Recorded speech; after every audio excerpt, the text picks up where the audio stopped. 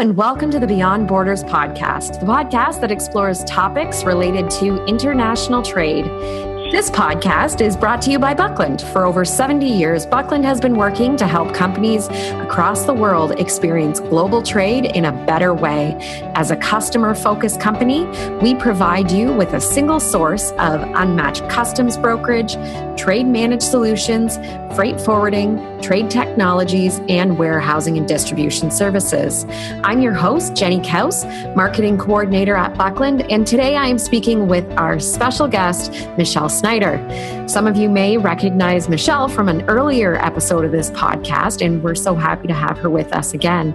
Michelle is Buckland's Director of Compliance and Consulting and has been with Buckland for just over 3 years and has more than 20 years of experience in international trade.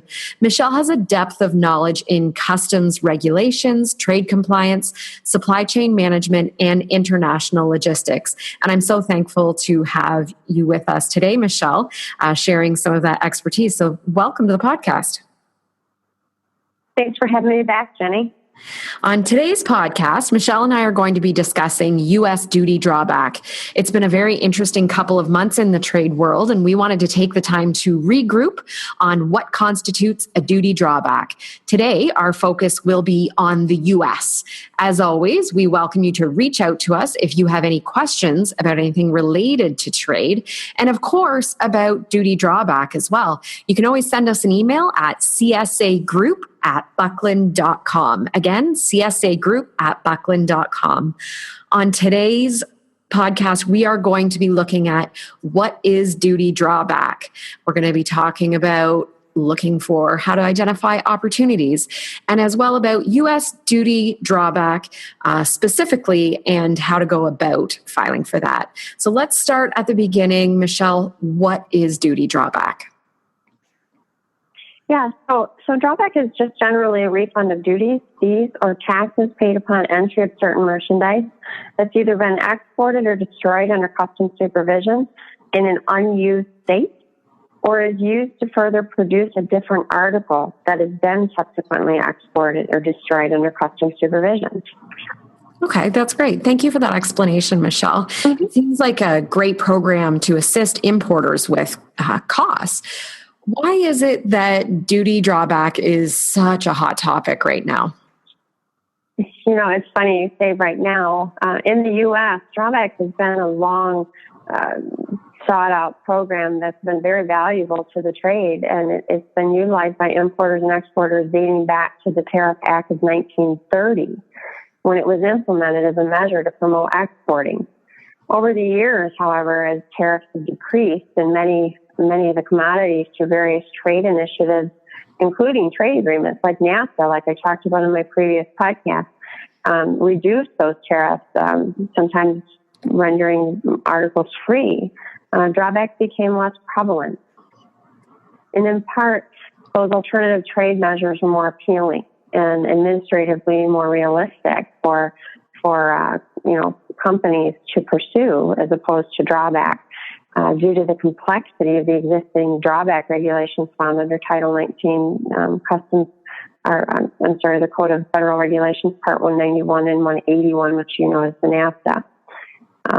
So basically, claimants decided to pursue that were still pursuing drawback. They found recovering duty drawback sometimes proved more effort than the return, and they would just not do that. But some companies still needed to pursue it as an option because they were still paying high duties. And so, you know, it's still been a very prevalent practice among many of the larger companies out there. And as such, I'm sure these companies have been keenly aware and watching what's been going on and more specifically what's been happening this year. And that was the implementation of what's known as Teftia. And Teftia is the Trade Facilitation and Trade Enforcement Act of 2015. And what that did is, for the very first time since 1930, it's actually made changes to the drawback regulations. And those changes were simply meant to make the process more administratively friendly, if you will, and make it less burdensome, and actually expand programs so that claimants could see a higher yield of returns. So Teftia changes in of themselves probably have been enough to cause the increased attention and drawback this year. But there is so much more causing the spike of what we're seeing this year, to be very, very blunt. The beginning of March of this year, President Trump began implementing duties on steel and aluminum, and that's known to the trading community as the 232 duties. And over the course of the past few months, duties on goods imported from China were also added, and those are known as the 301 duties throughout the trade. Now, we do have separate podcasts on those, so I'm not going to go into depth of what those are. I bring them up. I encourage our listeners to please listen to those. Those are very valuable podcasts, and I'm sure that you're going to enjoy the information that you'll be able to ascertain from them. But I bring them up here because we have seen the impact of 301 and 232, but specifically 301 relative to drawback, because while 232 duties are not subject to duty drawback at this time, according to the presidential proclamation, 301 duties are. And so that has caused a mad dash for importers and exporters alike to recover as much of those 301 duties as possible. And just to kind of give you a little bit of understanding of why this has just taken the industry by storm is, as an example, we've got an importer, well, we've got many importers, but this is an example, one importer that maybe they paid a total of $5,000 in duty for an entire year and previous years. And now, due to the implementation of 301 duties, they're in excess of $5 million. So right there, you can see why this is such an appealing program for them, because there's really very little other means for them to recover those duties again. Wow. Yeah, I can see why this would be very appealing and why it seems to be such a hot topic in the last little stretch in the trade community. So what should an importer know if they're thinking about this? Because, I mean, if I'm an importer and I hear what you just said, I'm thinking about filing a claim for drawback. What should I know if I'm an importer and I'm thinking about doing that? Mm-hmm. Well, I mean, the first thing I tell importers when they call me up is, understand their role first. They know that they're the importer and they're paying the duties, but when I say understand your role, are they also the exporter, or who are they selling these goods to, and what are they doing to them before they're selling them, and then are they subsequently exported? So that's the key, really, where they need to start, is to understand their opportunity and, again, where they are in that process. Because if they're not both the importer and the exporter, then they need to start having some conversations and figuring out how they're going to obtain, the information that they're going to need for a drawback. So just to kind of elaborate on that, I mean, you have you can be the direct claimant, which is you're the importer and you're the exporter, or you can be the indirect, where you're, the importer of record, but you're not the exporter. So you've got to go get, support and records from your exporter, and they need to either assign the right to you to be the claimant, or you need to come into some agreement and share your import duties with them, and so that they can claim. So there's a lot of things that can be done here and some discussions that need to be made, but you can't really approach that until you've actually done your due diligence and looked at what your opportunities really are. And like I said, that's really then understanding, where your opportunities are, and that would then dive into what kind of drawback is it. That kind of gets into more complexity, but there's key types of drawback, which is your manufacturing, unused, and rejected. So you'd want to look at that too and make sure that you understand, what it is that you're trying to pursue. And then that's going to tell you what the required information that you have for the paper trail in order for you to be successful. And then I'm sure we're going to talk about it a little bit more depth, but you also want to figure out, when are you going to start filing? Are you going to start filing before next February? Because if you are, then you have to decide if you're going to file under what's currently being called as core drawback, that's the existing drawback regulations, or will you be filing under Teftia?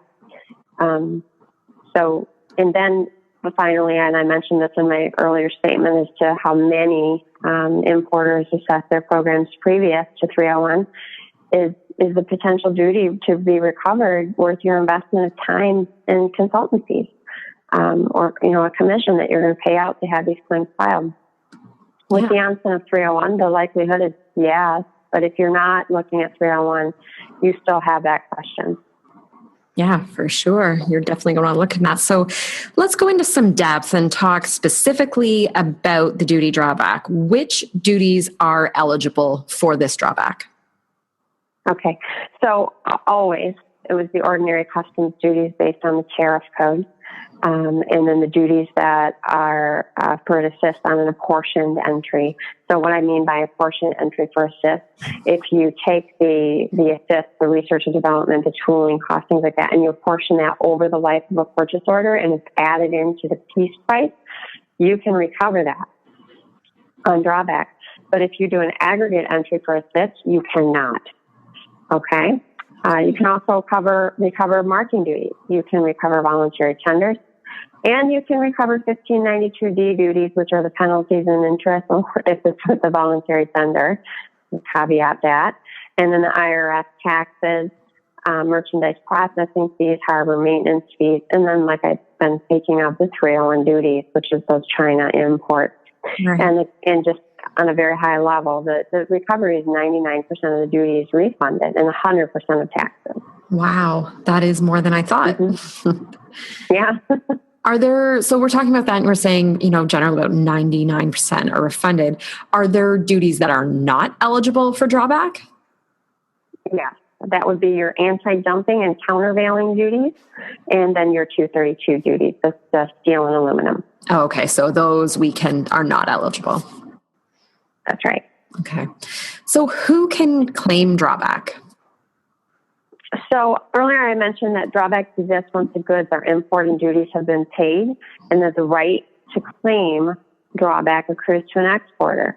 So if you aren't both the importer and the exporter, I mentioned before, it's time to talk, because technically speaking, the right to drawback accrues to the exporter, but an importer can claim if an exporter assigns the right to drawback to them.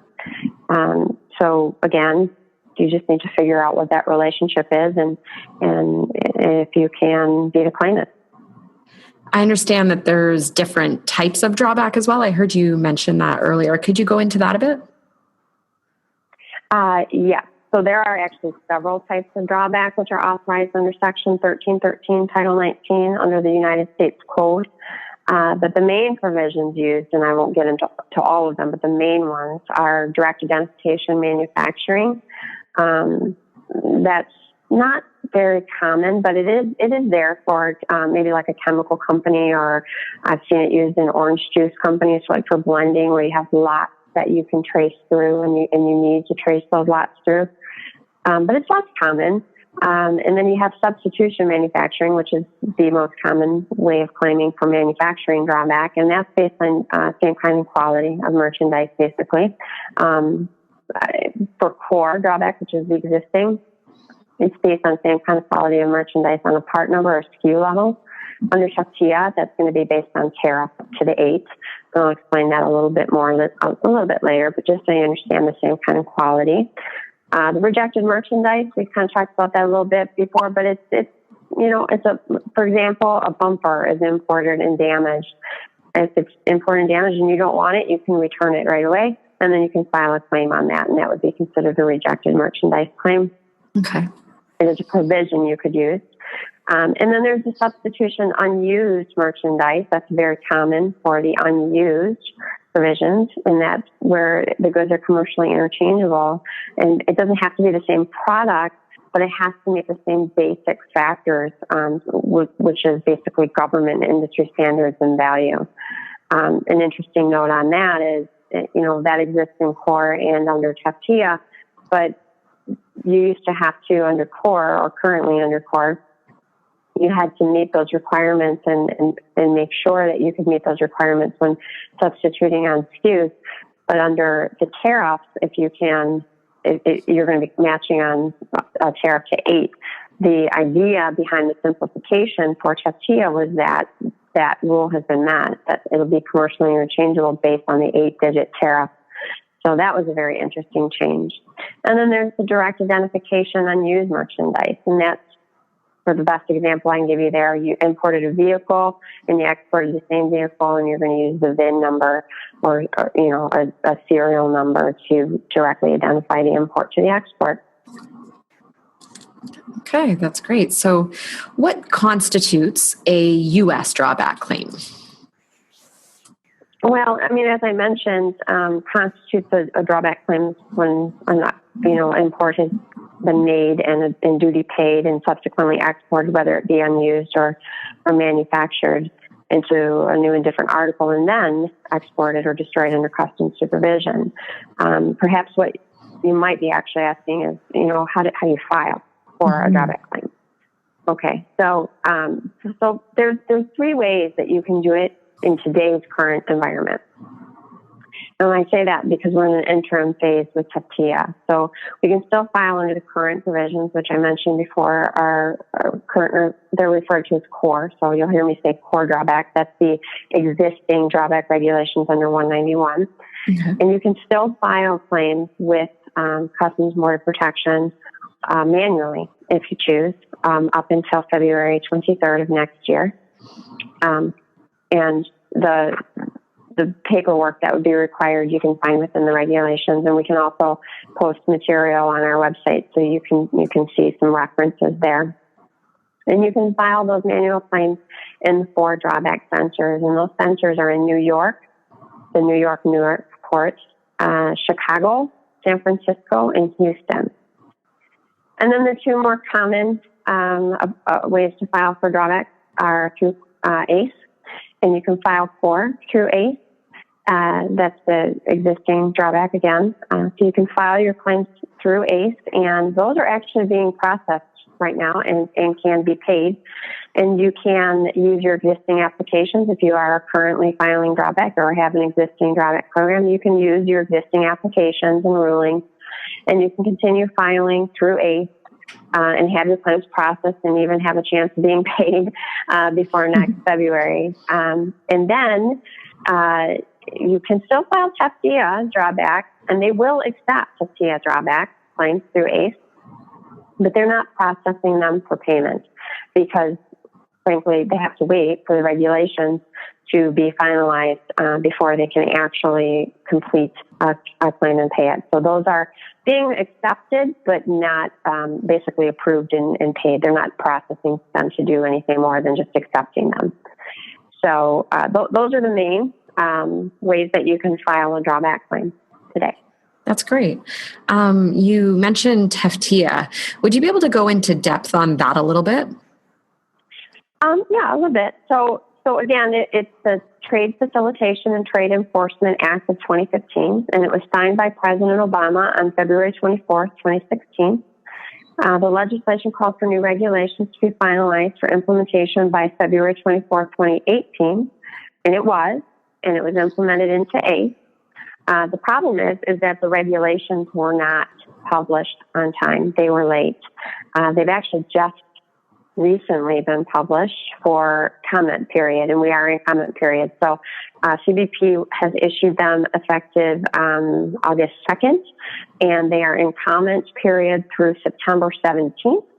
And then after industry has that chance to submit all their comments, it goes back for review and more meetings. And basically, the idea is to get them fully in place before next February 23rd, because one way or the other, 191 regulations, what we're calling core drawback right now, it goes away, whether there's the regulations in place or not. So this is very pressing. It's definitely a main focus on claimants filing drawback and service providers such as ourselves. We're actively pushing and trying to get these in place so that we have regulations come February of next year. Yeah, for sure. And I understand that there's been some pretty big changes to Teftia as well. Yeah, so I've kind of talked a lot about, what the main changes was, and it's significant. And that is that they moved away from filing on SKU and allowing it to be matched on HS code. So it's HS code to the 8-digit unless your HS code falls under an other heading, which takes it back out to a 10 to get very specific as to what that good is. So in doing that change alone, it's really fundamentally changed everything else.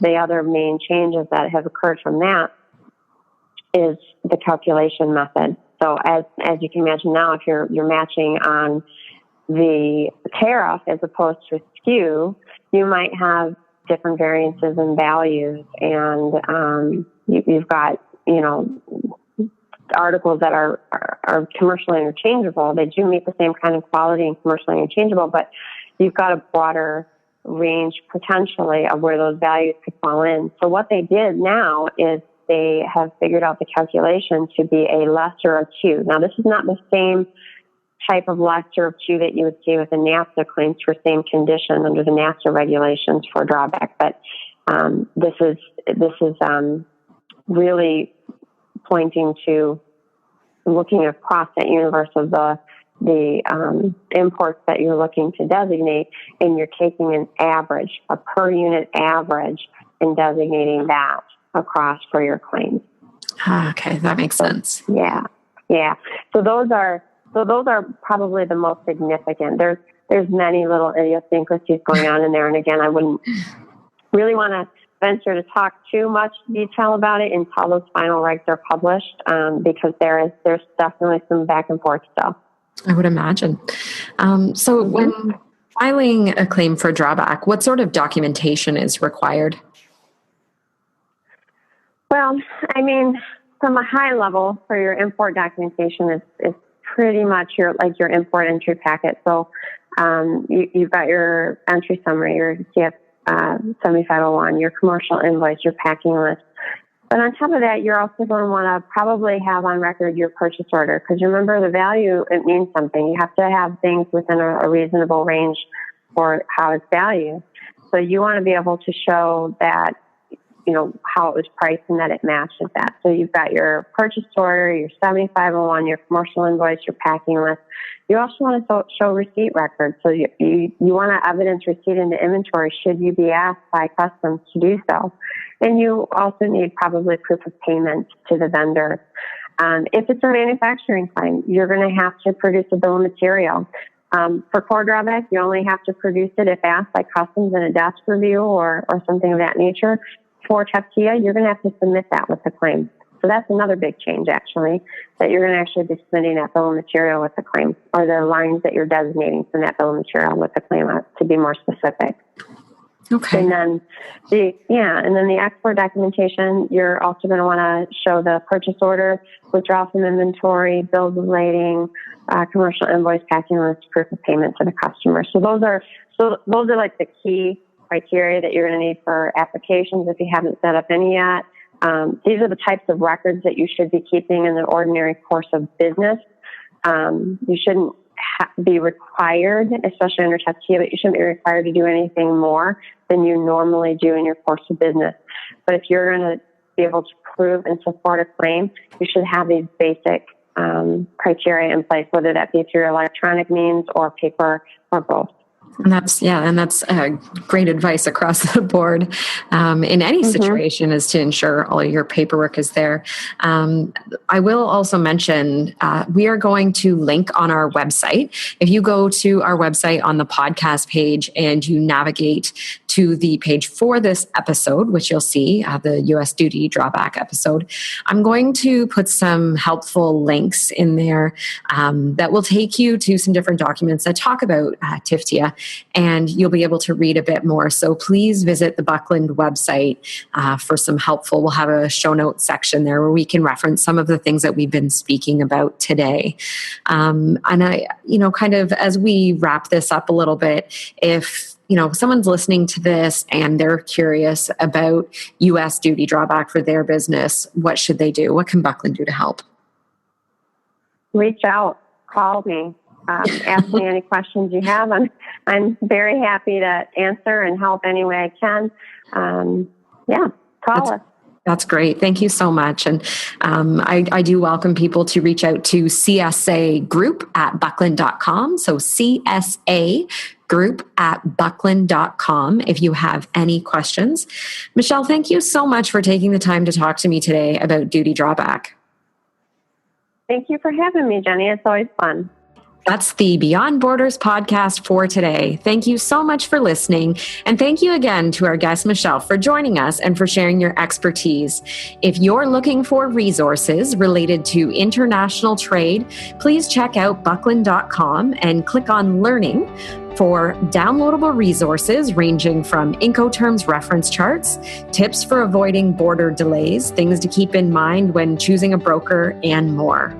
Also, be sure to sign up for our weekly newsletter through our website to receive a roundup of the latest trade news delivered straight to your inbox. We also are offering webinars, so please visit the learning section of our website to find out more about our upcoming webinars. And always, please feel free to reach out to us through our website's Contact Us page, through Twitter, where our handle is @BucklandTweets, or on our LinkedIn company page. Thanks again for listening to the Beyond Borders podcast, and be sure to tune in again and subscribe for more great conversations about importing, exporting, and everything else in the world of logistics and international trade.